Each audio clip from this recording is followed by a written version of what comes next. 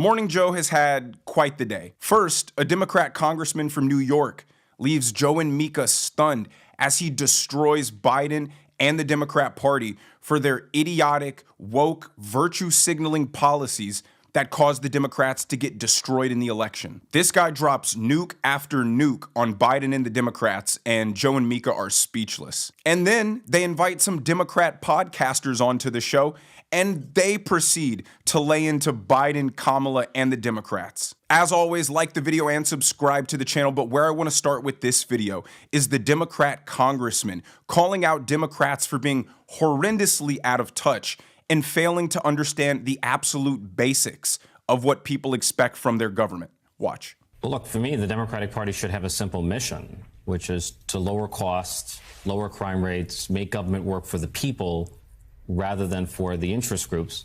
And we have to recognize that working class voters of color are largely in the center on issues like public safety and border security. And we have to meet them where they are. If we swing the pendulum too far to the left, we risk alienating working class people of color. And working class people of color are no different from most Americans. Most Americans want the basics, an affordable cost of living, safe streets, secure borders. And so we should be focused like a laser on delivering the basics and ignore the fashionable nonsense that has taken hold in our politics. Let me start by saying that is the nicest thing that this congressman says about the Democrats this entire segment, so brace yourself. But to what he said, it's what I've been screaming. It's what everybody's been screaming. Anything to do with the Democrat Party is void of common sense. The Democrats chose to disregard everything people care about and instead pursue what he called the fashionable issues. And the crisis with the fires in Los Angeles is a perfect example to look at. All that tax money, and they spend it on prioritizing the dignity of homeless people, on housing and giving free health care to illegal immigrants, on giving drug addicts clean needles and crack pipes so they can get high safely. Diversity initiatives. The city of LA removed all U-turn signs because the trans community said they were transphobic. And what do they get for all their noble pursuits?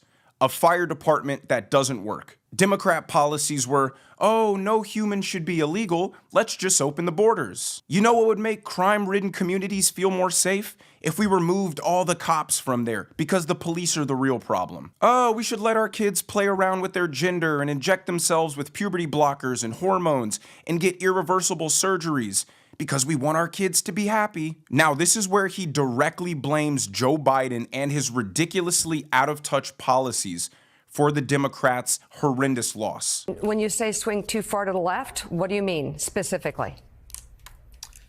Well, in the case of the 2024 election, it was immigration. As I've said repeatedly, I felt the president did too little, too late to secure the border, and we paid a heavy price in the 2024 election.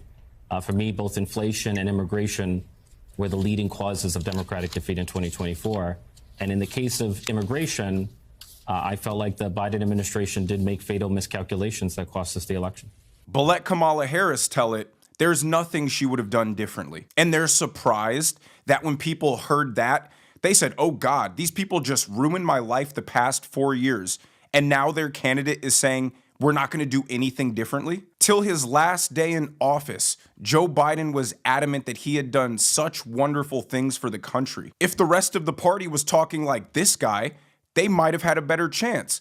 But the reason they all couldn't speak out against Joe Biden and his failures is because they were all complicit. They were the same ones telling us up and down for 3.5 years, the man was fine, the man was in charge, the man was sharp, his policies were great, inflation was transitory, the border wasn't an issue. So nobody in the media nor the Democrat Party could call this out without also exposing themselves for covering up a massive scandal.